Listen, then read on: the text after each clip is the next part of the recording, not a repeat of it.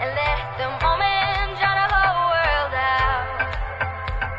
We're in this together, hear our hearts beat together.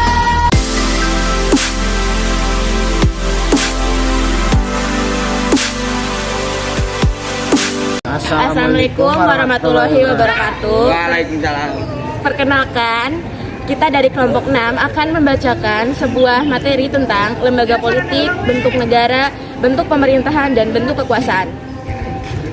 Masuk kepada materinya. Lembaga politik. Dalam setiap masyarakat, baik itu masyarakat kecil seperti keluarga, suku, hingga negara, dibutuhkan orang-orang yang bertugas untuk mengatur hubungan antar warga agar selaras. Seperti ayah dalam sebuah keluarga, kepala adat atau kakak tertua dalam sebuah suku, atau presiden dalam sebuah negara. Kepada mereka diberikan kekuasaan atau wewenang untuk mengatur sekaligus memberi sanksi terhadap tindakan anggotanya yang menyimpang. Selain hak, mereka pun diberi kewajiban untuk mesejahterakan anggotanya. Pemerintah misalnya mempunyai kewajiban untuk mendistribusikan kekayaan negara kepada setiap warga secara adil agar tercapai kesejahteraan yang merata. Hal itu dapat dilakukan dengan menyediakan lapangan pekerjaan atau menciptakan situasi dan kondisi yang kondusif, aman dan nyaman untuk pertumbuhan perekonomian negara. Keseluruhan tata nilai dan norma yang berkaitan dengan kekuasaan kita namakan lembaga politik. Lembaga politik berkaitan dengan masalah-masalah bentuk negara, bentuk pemerintahan, bentuk kekuasaan, dan sistemnya. Bentuk negara. Umumnya kita mengenal dua bentuk negara, yakni negara kesatuan dan negara federasi atau serikat. Negara kesatuan memiliki ciri-ciri antara lain ada satu pemerintahan, satu parlemen, dan satu lembaga peradilan. Dan juga satu konstitusi, misalnya negara Indonesia, Filipina, Afrika Selatan, dan Rusia. Kedua, negara federasi atau serikat memiliki ciri-ciri antara lain terdapat negara di dalam negara atau sering disebut negara bagian. Negara bagian biasanya lebih dari satu dan memiliki wewenang membuat undang-undang yang berlaku untuk wilayah masing-masing. Demikian pula dengan hal peradilan. Tiap negara memiliki peradilannya sendiri dengan aturan hukum tersendiri. Namun, pada negara federasi tetap ada konstitusi yang mengikat seluruh negara bagian. Konstitusi itu disebut konstitusi serikat. Pemerintahan federasi atau pusat memiliki wewenang dalam hal politik, luar negeri, moneter, dan keamanan negara. Contoh negara federasi atau serikat adalah Jerman, Amerika Serikat, dan Australia.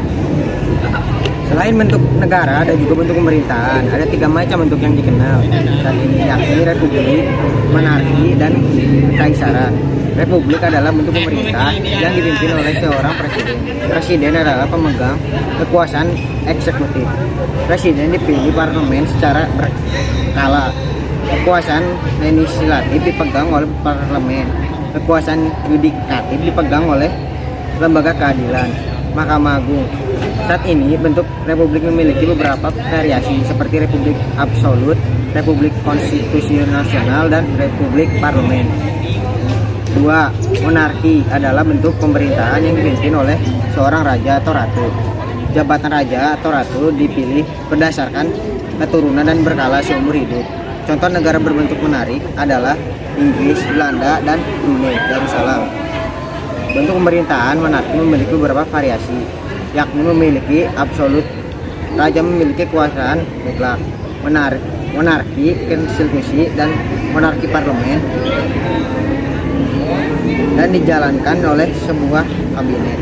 3. Kekaisaran. Kekaisaran adalah bentuk pemerintah dengan kepala negara, seorang kaisar, seperti halnya raja. Jabatan kaisar juga diperoleh secara turun-temurun. Contohnya negara kekaisaran adalah Jepang. Bentuk pemerintah ada juga bentuk kekuasaan. Kekuasaan dapat dibagi melalui cara berikut. Kekuasaan memiliki karismatik yang memiliki kekuasaan yang berkarisma atau disegani orang lain. Contohnya seorang ulama yang dapat mengenalkan lebih banyak raja otomatis akan menggantikan sang raja di kemudian hari. Pemberian secara formal ilegal atau rasional, contohnya presiden yang dipilih oleh rakyat melalui pemilu. Hilangnya pola ketaatan terhadap kekuasaan dapat terjadi karena alasan berikut. Satu, masyarakat menyadari bahwa mereka yang berkuasa hanyalah manusia biasa. Alasan merupakan dua, masyarakat menganggap mereka tidak berwenang dalam setiap pengambilan kekuasaan. Cara yang dapat dipakai untuk mengatasi krisis kewibawaan adalah sebagai berikut.